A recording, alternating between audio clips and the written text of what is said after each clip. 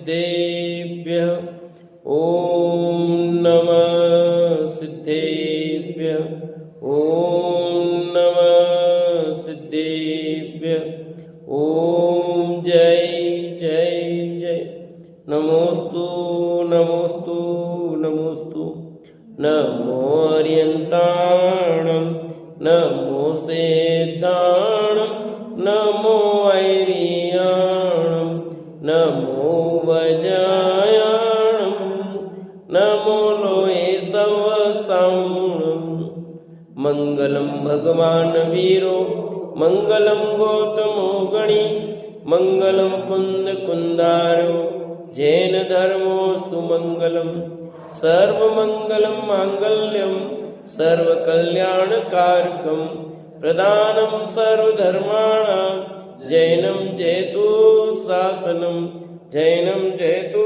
शासनम अरिहंत देव वंदे गुरु वंदे नगणनाणविरायो दम्मदया मे वंदे कम्मख कारणम शुद्धम। बोली जिनवाणी मात की जय हो, बोली सुती मात की जय हो। सुदृष्टि तरंगिणी नाम का ग्रंथ पंडित टेकचंद जी कृत और अपने 19 पर्व पूरे हो गए। 20वां पर्व आज प्रारंभ होने वाला है। कल हमने चर्चा कर ली थी श्रुति ज्ञान की क्या महिमा है, उनके भेदों की चर्चा में श्रुति ज्ञान के भेद की चर्चा, कुल 20 श्रुति ज्ञान के भेद बताए थे, उसकी चर्चा। इस 19वें पर्व के नीचे कोटेशन है, उस कोटेशन को पढ़ने के बाद 20वां पर्व प्रारंभ करते हैं। कली काल में शास्त्र स्वाध्याय की दशा मिला, पेज नंबर 237 पर। इस पंचम काल में पहले शास्त्र को पढ़ने वाले ही नहीं हैं।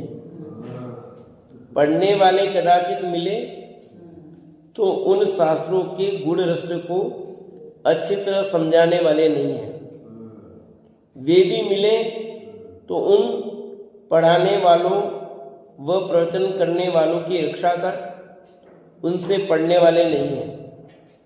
कदाचित इन सबकी प्राप्ति हो जाए तो उस शास्त्र को पढ़ाने वाले, पढ़ने वाले, उपदेश देने वाले व उनके रक्षण करने वाले सज्जनों को कष्ट देकर नाश करने वाले मूढ़जन बहुत हैं।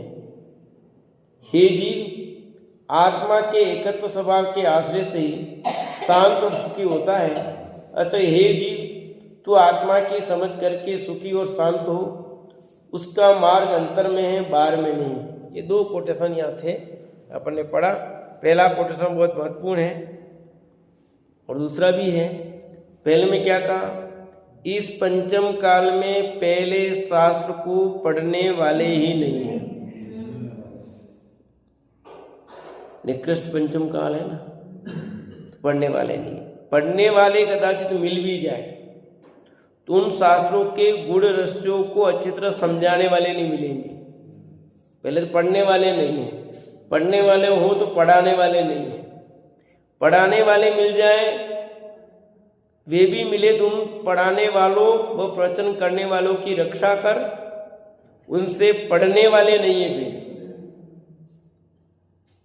पढ़ने वाले, पढ़ाने वाले, अब पढ़ाने वाले मिल गए, प्रवचन करने वाले, तो उनकी रक्षा करके उनसे पढ़ने वाले लोग नहीं है वापस।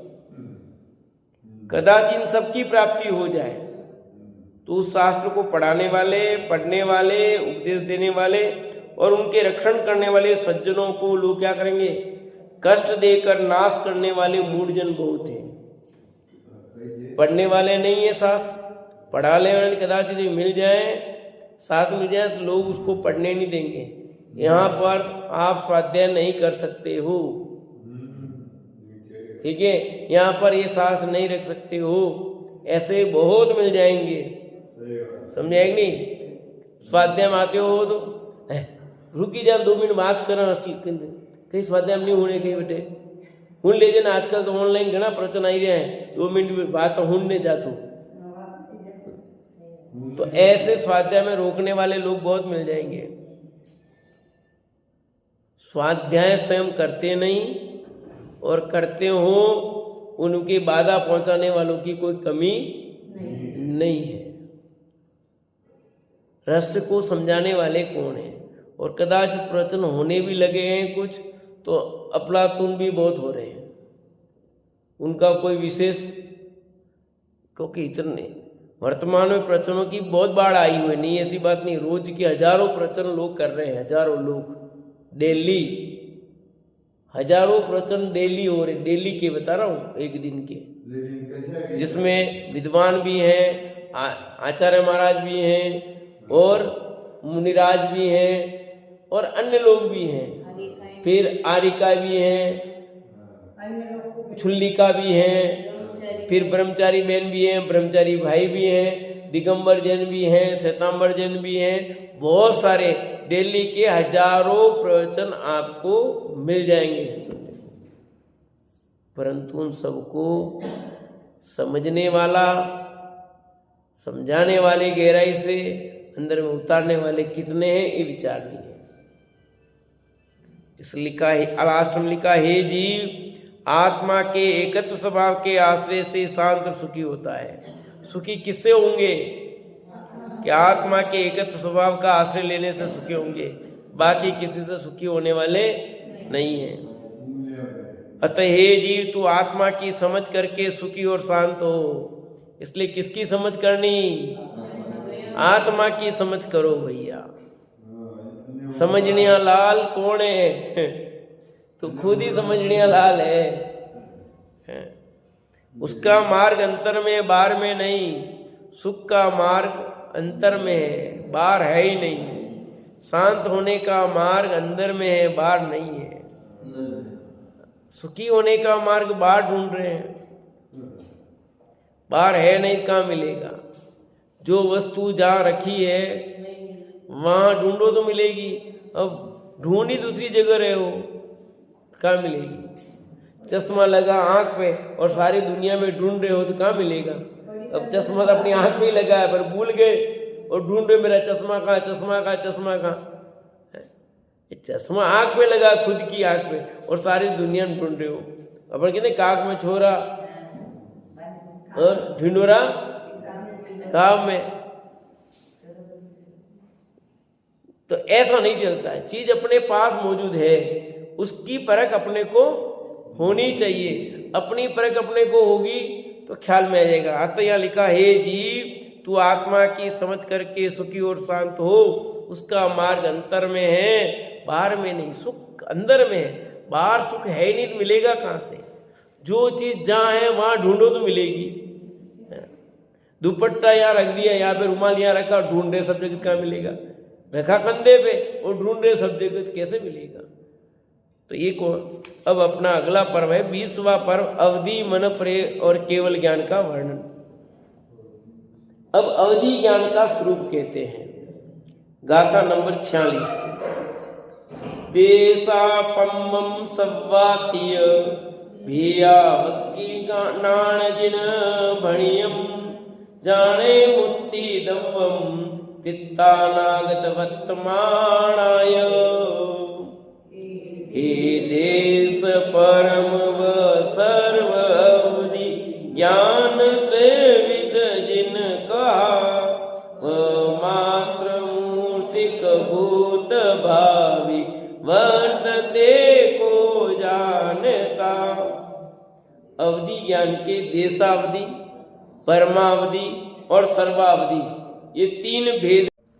अवधि ज्ञान के देशावधि, परमावधि, सर्वावधि, ये तीन भेद जिन देव ने कहे हैं, ये ज्ञान अतीत, अनागत और वर्तमान तीन काल संबंधी मूर्तिक द्रव्य को जानता है। तो अवधि ज्ञान के कितने भेद आए? कौन कौन से आए? सर्वावधि। ये ज्ञान क्या करता है कि ज्ञान अतीत यानी भूतकाल, अनागत यानी भविष्य और वर्तमान तीन काल संबंधी मूर्तिक द्रव्य को जानता है। किसको जानता है? अमूर्तिक को नहीं जान सकता। तो अमूर्तिक द्रव्य कितने बताए? 5। कौन कौन से? जीव, धर्म द्रव्य, अधर्म द्रव्य, आकाश द्रव्य और काल द्रव्य। इनको नहीं जानता। अवधि ज्ञान मूर्ति ज्ञान है, पुद्गल द्रव्य को जान सकता है। पुद्गल के बारे में आप पूछोगे वो बताएगा, भूत के बारे में, वर्तमान के बारे में, भविष्य के बारे में। उसमें भी द्रव्य क्षेत्र काल भाव की मर्यादा लिए होता है। सबका अवधि ज्ञान एक जैसा नहीं होता है। पहले तो 3 वेद हैं ही, पर जो भी होता उसमें भी अवधि ज्ञान और कर्म का सूक्ष्म जिसका जितना होगा उतना जानेगा। जैसे मान लो सभी देवों को अवधि ज्ञान होता है, तो भुवनवासी, व्यंत्रवासी, ज्योतिष देशों के अवधि ज्ञान से ज्यादा अवधि ज्ञान वैमानिक देवों का होता है। फिर ऊपर ऊपर जाएंगे तो और ज्यादा बढ़ता हुआ आएगा। ठीक है। अवधि ज्ञान मूर्तिक पदार्थ को जानता है।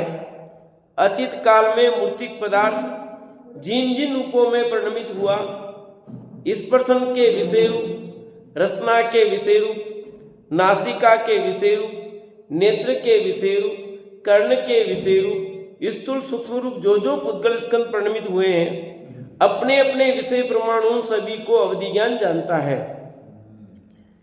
यानी हम 5 इंद्रियों के माध्यम से जानते हैं। 5 इंद्रिया किसको जानती है? रूपी को, अरूपी को, मूर्तिक को, अमूर्तिक को, मूर्तिक को। तो इनने जिसके विषय बनाया उसको अवधि ज्ञान विषय बना देगा। अवधि ज्ञान प्रत्यक्ष जानता है। कैसा जानता है? जबकि मति श्रुत ज्ञान प्रत्यक्ष नहीं है, परोक्ष है। क्यों? इंद्रियों का अवलंबन लेकर के जानते हैं। मति श्रुत ज्ञान जो जानते हैं ना, इंद्रियों का अवलंबन लेके जानते हैं, मन का अवलंबन लेके जानते हैं। पर अवधि ज्ञान है वो मन का या 5 इंद्रियों का अवलंबन लिए बिना जानता है। आया ख्याल में? सीधा जानता, डायरेक्ट। उसके लिए किसी आंख की जरूरत नहीं है देखने के लिए, उसको कान की जरूरत नहीं है, नाक की जरूरत नहीं है। वो अवधि ज्ञानी उस विषय में आप पूछ रहे हो, मान लो कि वहां कौन सा कलर है, कौन सी चीज है, तो आंख तो दिख नहीं रही कितनी आड़ है, पर बिना वो सीधा अवधि ज्ञान वाला वहां से जान करके बता सकता है आपको। यानी 5 इंद्रियों के जो विषय हैं वो अवधि ज्ञानी बता सकता है। आगामी काल में मूर्तिक पदार्थ जिन जिन रूपों में परिणमित होंगे उन सभी को अवधि ज्ञान जानता है। जो भूत में होंगे विषय उनके, उसको भी जानता है। आगामी काल में होंगे उन 5 इंद्रियों के विषय जो, उनको भी जानता है। वर्तमान काल संबंधी जो जो पदार्थ 3 लोक में जिन जिन रूपों में परिणमित हो रहे हैं, अपने अपने विषय प्रमाण क्षेत्र काल युक्त उन सभी को अवधि ज्ञानी जानता है। वर्तमान काल में भी जो जो भी परिणमित हो रहे हैं उनके विषय में वो अवधि ज्ञान योग लगाएगा। उतने द्रव्य क्षेत्र काल भाव की मर्यादा लिए हुए वो बता सकता है। अतीत, अनागत, वर्तमान काल संबंधी द्रव्य क्षेत्र काल भाव की सीमा युक्त अपने विषय योग्य दूरवर्ती समीपवर्ती सभी पदार्थों को अवधि ज्ञानी जानते हैं। क्लियर बात लिखी यहां। अतीत मने भूतकाल, अनागत मने भविष्य काल और वर्तमान, तीनों कालों की बात जान सकता अवधि ज्ञानी। परंतु शर्त लगाइए, द्रव्य क्षेत्र काल भाव की मर्यादा में। जैसे किसी का अवधि ज्ञान है वो 60,000 वर्ष तक की बात जान सकता है, तो उसके अंदर जो पूछोगे तो सही बताएगा, और 60,000 के बाद की बात पूछी तो नहीं बता सकता। वो कितने काल तक का भूत का, कितने काल के वर्तमान काल के बाद का जानता वो बता सकता है। भविष्य काल में उतना, वर्तमान का तो होगा ही सबके, पर भविष्य का, फिर क्षेत्र में कितनी दूरी तक। जैसे आप अपन जाते ना कई बार लोग, तो ये जो प्रश्न पूछे जाते हैं तो कुछ तो उत्तर सही होते हैं, कुछ गलत क्यों होते हैं। तो उनके क्षेत्र में है कि नहीं, उनके काल में, मर्यादा में, और उतना होगा तो ही बता पाएंगे सही आएगा, नहीं तो गलत होगा। आप कितने, कोई 100 वर्ष की तक की बात जान रहा है तो 100 वर्ष के अंदर पूछोगे तो बता देंगे। आप 1000 वर्ष के पहले, फिर काल क्षेत्र की भी तो सीमा है। अब मान लो वो उदयपुर के एरिया तक की बात जान सकते हैं, तो उस एरिया की पूछोगे तो बता देंगे, उस एरिया की बाहर की पूछोगे तो गलत होगा, सही नहीं बता सकते वो। तो क्षेत्र भी है, काल भी है, भाव भी, कितने भाव तक, और द्रव्य, सबकी मर्यादा है। उनकी मर्यादा में ही वह प्रश्न का उत्तर दे सकते हैं। इसके बाहर का उत्तर अवधि ज्ञानी नहीं बता सकता, उनको प्रत्यक्ष दिखेगा। कि भाई हमारे जैसे कल वो अनिल जैन की वहां चोरी कर दी, उनको मार भी दिया। अब एक आदमी तो पकड़ा गया और 2 आदमी नहीं पकड़ा गए। अब वो कोई प्रश्न पूछे जा करके कहीं, तो वो जो अवधि ज्ञानी जो है वहां पूछे देवे जा करके मान लो, और पूछे वो कहाँ है, तो वो सही बता भी सकते हैं और नहीं भी बता सकते। वो इतनी दूरी से बाहर निकल गए, अब वो अपनी बात को रखने के लिए जबरदस्ती कहेंगे हाँ इतने होंगे, यहाँ है, यूं कहेंगे, पर वो सही नहीं मिल जाएगा। ऐसा होता है। कितने एरिया का जानते हैं तब वो सही निकलेगा, नहीं तो नहीं निकलेगा। तो यहां लिखा दूरवर्ती और समीपवर्ती, 2 बातें, दूरवर्ती और पास में भी हो तो बता सकते हैं, दूर हो तो बता सकते हैं। दोनों अलग अलग विषय उनके बनेंगे। किस विषय को वो बताएंगे? दूरवर्ती और समीपवर्ती। तो समीपवर्ती जितना निकट है उसका वो बता देंगे, उसमें भी उनकी मर्यादा में होगा तो पाएंगे, नहीं समीपवर्ती में भी नहीं बता पाए। अब पास में तो है एकदम, उतना क्षेत्र तो होगा ही, पर वहां भाव भी तो है, वो उनका भाव उसके पकड़ में आएगा तो बता पाएंगे, नहीं बता पाएंगे। अवधि ज्ञान के 3 भेद हैं, देशावधि, परमावधि, सर्वावधि। उनमें से देशावधि के अनुगामी, अनुगामी, वर्तमान, हीयमान, अवस्थित, अनवस्थित, ये 6 भेद हैं। इनका समान लक्षण इस प्रकार है। अवधि ज्ञान के जो 3 भेद बताए, कौन कौन से? देशावधि, परमावधि और उसमें देशावधि के वापस 6 भेद है। किसके? देशावधि के। उसमें अनुगामी होता है, एक अनुगामी होता है, एक वर्तमान, एक हीयमान, एक अवस्थित, एक अनवस्थित। 3 सीधे और 3 है ना, देखो अनुगामी, अनुगामी विलोम हो रहे, वर्तमान, हीयमान, वर्तमान बढ़ना, हीयमान घटना, अवस्थित और अनवस्थित, तो विलोम हो रहे नहीं हो रहे। ये 6 भेद है। इनका सामान्य लक्षण इस प्रकार, इनका लक्षण क्या है?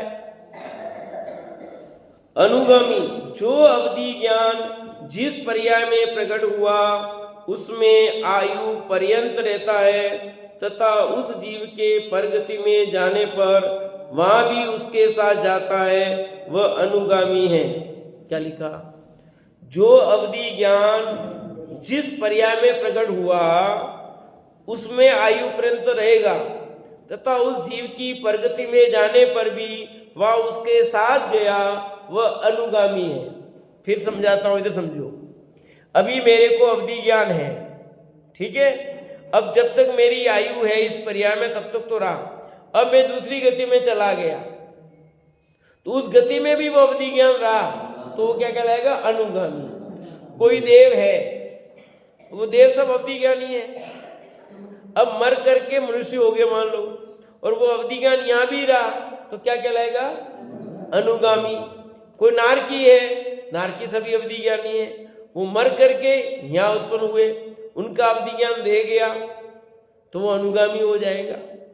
मनुष्य मर करके और पर्याय में पैदा हो गया और वहां अवधि ज्ञान रहा तो अनुगामी कहलाएगा। अनुगामी, जो अवधि ज्ञान शुभ निमित्त पाकर जिस पर्याय जिस स्थान में प्रकट हुआ उसी पर्याय उसी स्थान पर्यंत रहता है, अन्य गति और अन्य स्थान में साथ नहीं जाता, वह अनुगामी है। जो जहां जिस पर्याय में पैदा हुआ जिस स्थान पर वहीं रहता, आगे अगली पर्याय में नहीं जाता, अगले स्थान में नहीं जाता, तो वो अनुगामी। उसका उल्टा हो गया, पहले जा रहा था, जगह चेंज हो रही तो कोई दिक्कत नहीं, और पर्याय चेंज हो रही तो दिक्कत नहीं। अब यह कहते पर्याय भी चेंज नहीं होना, स्थान भी चेंज नहीं होना। स्थान चेंज का मतलब क्या? आप दूसरा क्षेत्र हो गया आपका, तो वो नहीं रहेगा वहां। उदयपुर से बंबई जाओ, ऐसा नहीं।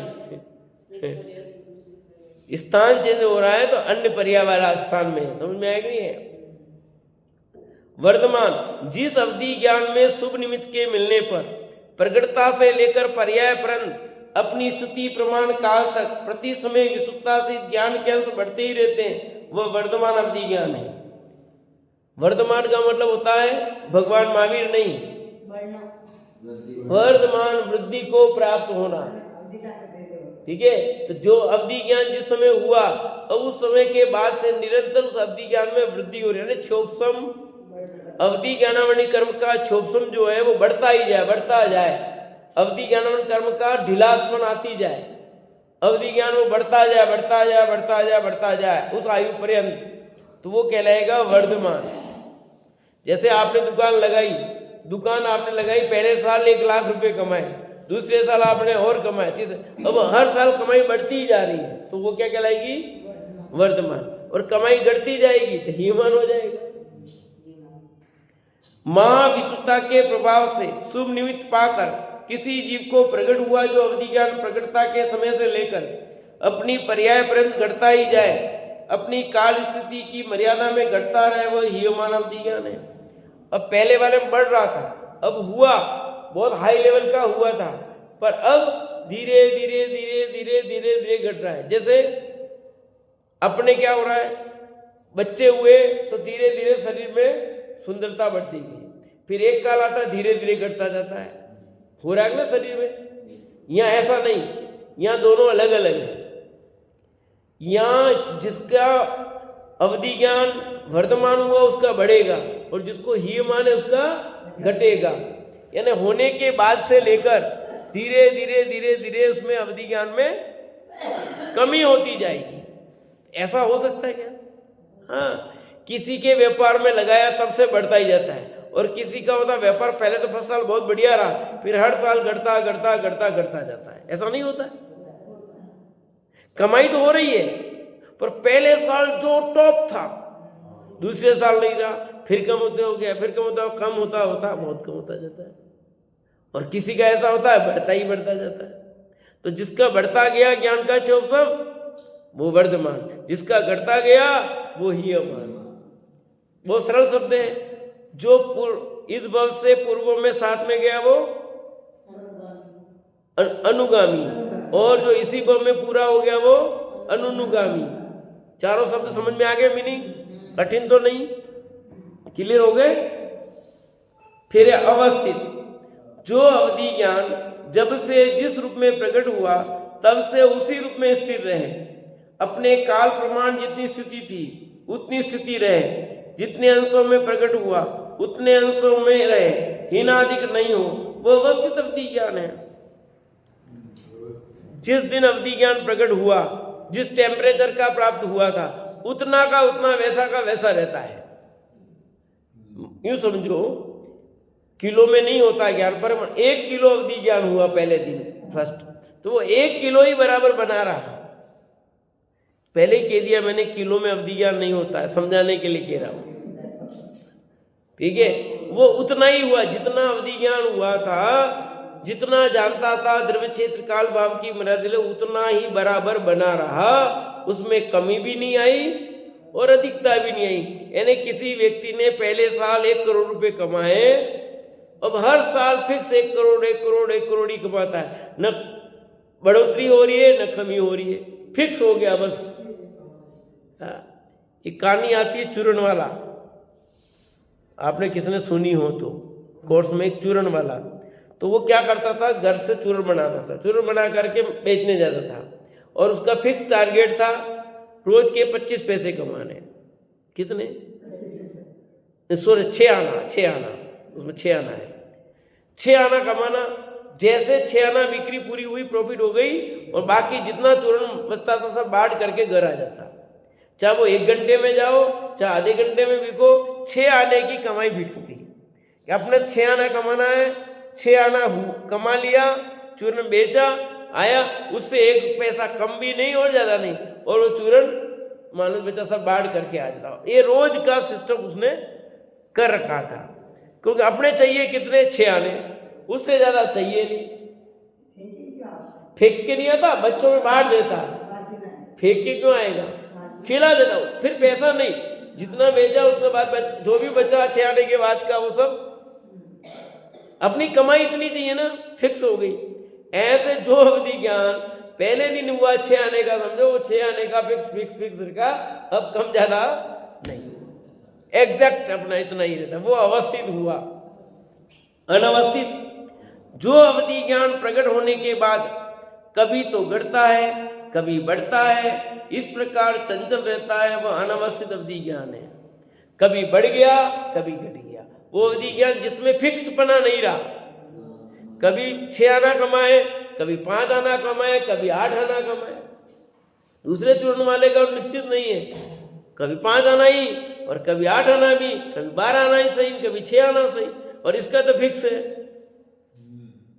कोई व्यापारी कहता था थोक में दे दो, कि नहीं देता था, वो मुझे लेना ही नहीं। ऑर्डर मिलते थे कि नहीं, वो कोई ऑर्डर नहीं, मैं इतना ही बनाता हूँ, इतना ही बेचना, मुझे उससे ज्यादा कम कुछ भी नहीं करना, वो तो अवस्थित हो गया।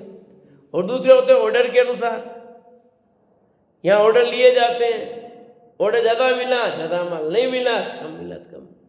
तो अनवस्थित में तो निश्चित नहीं है, कभी बढ़ गया और कभी घट गया, कभी ज्ञानावरणी का अवधि ज्ञानावरणीकरण का आवरण ज्यादा हो गया और कभी कम हो गया, तो ये कहलाएगा अनवस्थित अवधि ज्ञान। देशावधि के 6 भेद कितने? बिल्कुल सरल है, भाभी जी समझ में आया, कठिन तो नहीं। देशावधि के कितने भेद? कल वाला मैटर थोड़ा कठिन था, आज तो सरल है ना, कि देशावधि, जबकि तुम्हारा ज्ञान था विश्रुत ज्ञान कठिन लग रहा था, ये अवधि ज्ञान अपने पास है नहीं, सरल लग रहा है। तो पहला भेद कौन सा हुआ? अनुगामी, दूसरा अनुगामी, तीसरा वर्धमान, चौथा हीयमान, पांचवा अवस्थित, छठा, और मीनिंग भी याद हो गया। पहला था अनुगामी, इस भव में भी 7 पर भव में भी रहे, 7 रहे, वो अनुगामी। जो इस भव तक ही रहे वो लक्षण में बोल रहा, नाम था बोल दो। जो हुआ तब से लेकर बढ़ता ही रहे वो, और होने के बाद घटता ही रहे वो हीयमान, और जो हुआ तब से लेकर फिक्स ही रहे, और जो होने के बाद कम ज्यादा होता रहे वो हो गए। तो ये 6 प्रकार के अवधि ज्ञान है, वो देशावधि के भेद है। इनमें से अनुगामी के फिर 3 भेद हैं। अनुगामी के कितने भेद हैं? अभी 10 देशावधि के हो गए, फिर अनुगामी का वापस 3 भेद। स्वस्थान अनुगामी, परस्थान अनुगामी, उभय अनुगामी। जो अपने क्षेत्र में यावत जीवन अपने साथ रहे, भवांतर में भी जाए, वह स्वक्षेत्र अनुगामी है। स्वक्षेत्र अनुगामी क्या हुआ कि जो इस भव में भी साथ और भवांतर में भी साथ, वो तो अनुगामी का ही लक्षण था, पर इसमें अपने क्षेत्र की बात की। जो अपने क्षेत्र में यावत जीवन अपने साथ रहेगा अपने क्षेत्र में, और पर क्षेत्र में गया तब भी वहां रहेगा, वह स्वक्षेत्र अनुगामी। जो पर क्षेत्र में यावत जीवन और भवांतर में भी साथ रहे, वह पर क्षेत्र अनुगामी है। जो पर क्षेत्र में यावत जीवन, दूसरे क्षेत्र में गए तो यावत जीवन, और भवांतर में भी दूसरे भव में पर क्षेत्र में गया, वहां भी अनुगामी। पहले वाले में इसमें लग गया है, वो अपने क्षेत्र में ही रहता था, अपने क्षेत्र से बाहर चले गए तो नहीं होता था, अपने एरिया से बाहर गए तो वो नहीं होता था। जबकि ये पर क्षेत्र में भी रहता है, पर क्षेत्र में भी रहा, और अगले भव में भी पर क्षेत्र में गए, वहां भी रहा, वो पर क्षेत्र अनुगामी। तथा जो स्वक्षेत्र पर क्षेत्र दोनों में यावत जीवन और भवांतर में भी साथ रहे, उसे अब उभयानुगामी कहते हैं। एक स्वक्षेत्र में ही रहता था, एक पर क्षेत्र में ही रहता था, और तीसरा है जो स्वक्षेत्र में भी रहता है और पर क्षेत्र में भी रहता है, तो वो उभय हो गया। जैसे यूं समझो, मेरा इस कमरे के अंदर मुझे तो अवधि ज्ञान है, मान लो इस कमरे तक का अवधि ज्ञान है, ये मेरा यहाँ हुआ, ये एरिया मेरा स्वक्षेत्र है, यहां तक रहा। अब इस कमरे से मैं बाहर निकला, फिर नहीं होगा। समझ आया कि नहीं है? कुछ को क्या है, इस एरिया में नहीं होता, उस एरिया में गया तो होता है, और एक ऐसा इस एरिया में भी उस एरिया में भी, तो हो गया उभय। ये परिक्षेत्र वाले में इसमें उभय वाले में क्या फर्क है? दोनों में फर्क है ना। जो पर क्षेत्र में यावत जीवन भवांतर में भी साथ रहे वो पर क्षेत्र है, उसको स्व क्षेत्र का नहीं हो रहा था, पर क्षेत्र में हो रहा था। तो स्व क्षेत्र से क्या मतलब, जैसे आपने कमरे की दृष्टि से समझाया, हाँ हाँ, तो जो स्व क्षेत्र वाले को तो उस कमरे में रहेगा तब तक ही होगा, हाँ, और पर क्षेत्र वाले को क्या उस एरिया में नहीं रहेगा, जिस एरिया में वो है उसमें दूसरे एरिया में जाएगा तो रहे होगा उसको, ऐसा। और तीसरे वाले में स्व क्षेत्र पर क्षेत्र दोनों है, ऐसा है। यूं समझो जैसे यहाँ टावर है, एक टावर यहाँ है, कारण तो समझ में आ गया। तो इस टावर में यहाँ पकड़ रहा है पूरा, उधर उस एरिया में जाओगे तो आपका मोबाइल नहीं पकड़ रहा है। अब आपका मोबाइल का इसमें पकड़ रहा है, उस एरिया में नहीं पकड़ रहा है। कुछ क्यों होता है, इस एरिया में नहीं पकड़ता, उस एरिया में जाओ पकड़ता है। आप अपने कमरे में तो आपके होता ना, कमरे में कहाँ आता टावर कहाँ नहीं आता, आपकी गड़बड़ होता मोबाइल में तो वो उस एरिया का वो पर क्षेत्र मतलब उसका जो सीमा कैसे निर्धारित, वो तो अपने ज्ञान में थोड़ी कितनी एरिया, उनका जो भी अवधि क्षेत्र वो जितना भी है वो आएगा। इसको तो मैं नहीं कहता कितना एरिया, जिसका जितना जितना एरिया उसका काल का है।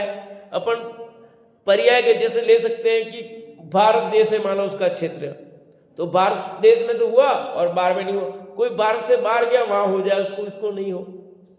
अभी देखो ना, कई लोग हैं, यूं समझो अभी कई लोग ऐसे हैं जो उस एरिया में वहां प्रश्न पूछते तो वो बता देते हैं, और दूसरी जगह जाते तो वो नहीं बता पाते। वो कह नहीं तुम वहां आओगे तो वहीं बताएंगे, वो वहां आओगे तो बता सकते, यहाँ नहीं बताएंगे।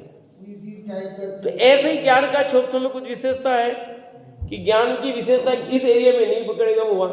जैसे मोबाइल के संबंध में इस टेबल नहीं पकड़ता वहां पकड़ता है, वही ज्ञान का भी खेल ऐसा ही है। और किसी का ज्ञान इधर भी पकड़ता है, उसका भी पकड़ता है, वो उभय में ऐसा है, और उस स्व क्षेत्र पर क्षेत्र का ऐसा है। फिर अनुगामी भी तीन प्रकार का, वही स्वक्षेत्रानुगामी, परक्षेत्रानुगामी, उभयानुगामी। उसमें क्या था, वो परभव में भी साथ में जा रहा था तीनों में, पर ये नहीं जाएगा, ये तीनों बैठने वाला बस बात वैसी की वैसी है। उनमें से जो स्वक्षेत्र में भी आयु पर्यंत अथवा भवांतर में भी साथ नहीं जाता, उसे स्वक्षेत्रानुगामी कहते हैं। जो परक्षेत्र में अपने आयु पर्यंत या भवांतर में साथ नहीं जाता, उसे परक्षेत्रानुगामी कहते हैं। तथा जो स्वक्षेत्र परक्षेत्र दोनों में आयु पर्यंत या भवांतर में साथ नहीं जाता, वो उभयानुगामी है। इस प्रकार अनुगामी के भी तीन भेद हैं। ये परब्रह्म में साथ नहीं जाएगा, इस ब्रह्म में ही रहेगा। स्व क्षेत्र वाला स्व को तक का जानेगा, पर क्षेत्र वाला पर में जानेगा, और उभय वाला दोनों में जानेगा। बात वहां है, पर वहां क्या भेद था, वो परब्रह्म में भी जा रहा था, यहाँ परब्रह्म में नहीं जा रहा, बस इतना सा अंतर है। परिभाषा सेम टू सेम, वैसी की वैसी लगभग। अब आगे क्षेत्र काल की अपेक्षा अवधि ज्ञान की अधिकता हीनता रूप कथन करते हैं, उसे सुनो। जो जीव अवधि से क्षेत्र की अपेक्षा जितने क्षेत्र पर्यंत जानता है, वह काल की अपेक्षा अल्प काल पर्यंत जानता है। देखो, क्षेत्र की अपेक्षा जितना क्षेत्र का जानेगा, वो काल की अपेक्षा अल्प काल होगा, समय कम होगा। इसी प्रकार और भी वेद कहते हैं, जगन अवधि का धारक जो जीव क्षेत्र अपेक्षा अंगुल के असंख्यात वे भाग क्षेत्र की जानता है, वह जीव काल अपेक्षा आमली के असंख्यात वे भाग काल की जानता है। परंतु इसमें भी असंख्यात समय जानना, क्या लिखा, इसमें भी असंख्यात समय होता है, कोई कम समय नहीं है। संख्यात समय है, समय मतलब सेकंड का, ये तो सेकंडों की बात हुई है, सेकंड से छोटा भाग हो रहा है। हाँ, वह जीव काल अपेक्षा आवली के संख्यात्वे भाव काल की जानता है, परंतु इसमें भी असंख्यात समय जानना। जो जीव अंगुल के संख्यात्वे भाग क्षेत्र की जानता है, वह जीव कालापेक्षा आमली के संख्यात्वे भाग काल की जानता है। ये प्रथम भेद है, यानी क्षेत्र और काल का संबंध क्या है। क्षेत्र ज्यादा है, काल कम है। अब देखो, इसलिए मैंने अभी बताया था ना, प्रश्न पूछोगे तो उत्तर का आएगा। भगवान केवली ज्ञानी है, वो तो सब कुछ जानते हैं, वहाँ काल की मर्यादा नहीं है। पर अवधि ज्ञान के काल की मर्यादा है, क्षेत्र की मर्यादा है। इसलिए आपके प्रश्नों का उत्तर प्रामाणिक मिलना जरूरी नहीं है। सब हाँ, मिल भी सकता और क्यों, उनके एरिया का, उनके सीमा के अंदर होगा तो सही मिलेगा। क्षेत्र में सब में सीमा में आएगा तो ही बता। हम छोटे थे हाँ, तो हमारी भाभी थी, तो उनको वो मीरा दातार की हाजिरी आती थी, चलते ना पहले, तो हमारे ताऊ जी की बहू, बेटा बहू, तो हम छोटे थे, हम तो ऐसे पूछते हैं हम पास होंगे कि नहीं होंगे परीक्षा के बाद, तो वो क्या जवाब देते हैं कि पढ़ोगे तो हमें पता, हम पढ़ेंगे तो पास होंगे तो हम तत्काल होंगे कि पढ़ेंगे तो पास होंगे, आप तो बताओगे पास होंगे, नहीं पास हो जाए जिसका पता नहीं उसका ऐसे जवाब तो पास हो जाओगे तब हम चटक चढ़ा देंगे। फिर एक बोला, वो भक्तों की पुकार में सब डाला मैंने नाटक में ये चीजें, तो अरे आप इस पर पढ़ूं नहीं पढ़ूं तो पास हो जाओ, बताओ। अरे कैसे होगा भैया, नियम यही है, पढ़ोगे तो पास होगे, पढ़ना तो पड़ेगा ना। वो कहे तुम कहे पढ़ोगे तो ही पास होंगे, वो बदल देंगे क्या कोई? हमें अपेक्षा हो रही है, पूछ लो तो करें मेहनत। हाँ, हम पास होंगे तो मेहनत करेंगे, नहीं तो नहीं करें। अरे हम पास होंगे तो बता दो तो मेहनत करें, नहीं करें। भाई हमें टिकट दो तो हम मेहनत करें, नहीं तो नहीं करें।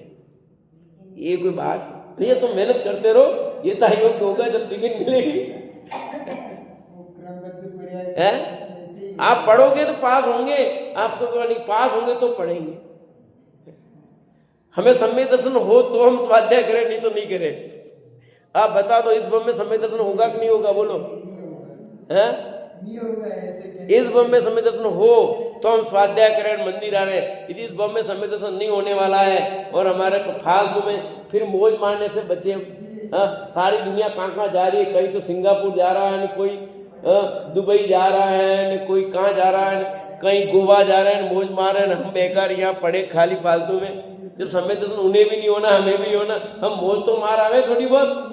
मंजू भाभी कहाँ जाना घूमने, जाना है? सम्यक दर्शन नहीं होगा तो इस में कि भैया ये इसलिए नहीं होगा, अब तुझे जरूर नहीं होगा, तुझे जरूर नहीं होगा। सम्यक दर्शन प्राप्त करने के लिए तुझे जो योग्य पुरुषार्थ चाहिए वह कर, अवश्य में होगा, अवश्य होगा। और कदाचित न हुआ तो इतनी तैयारी कर ले, अगले भर में हो ही जाएगा। थोड़ा मजन दिखाना, तेरा कर्तव्य तो क्या है, तत्व विचार करना है, बाकी सब छोड़ दे। देखो मेरा पेट भरे तो मैं खाना खाऊंगा, नहीं तो नहीं खाऊंगा। आप पहले कह दो तो खाना तभी खाऊंगा जब पेट भरेगा, और खाना खाऊं पेट नहीं भरे तो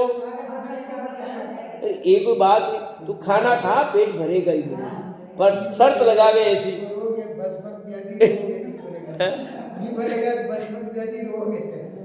तो भैया तू खाना।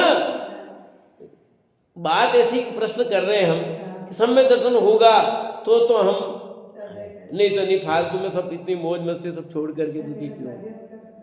आप होगा और इसका लेना देना नहीं है 5 इंद्रिय विषय भोगों का भाई। वो जिसको होना है ऑटोमेटिक उसके प्रति सब वो विषय फूटने वाले हैं, उसके अंदर वैसी चीज आएगी। और जिस जिस भूमिका में होगा वो सब छूटते जाएंगे, चले जाएंगे। जिस जिस योग्यता में होगा, जिस जिस पात्र में होगा, उसके अनुसार वह सब होगा। कुछ नहीं होगा ऐसा नहीं। गांठ में पैसे हो तो बात करो, नहीं मत करो। है?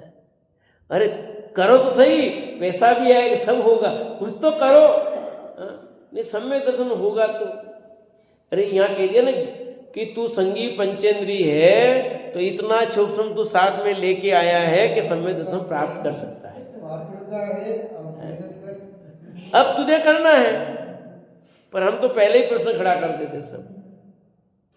तो ऐसे यहाँ नहीं चलेगा भैया, ठीक है। तो ये प्रथम भेद हुआ, से चर्चा आगे चलेगी।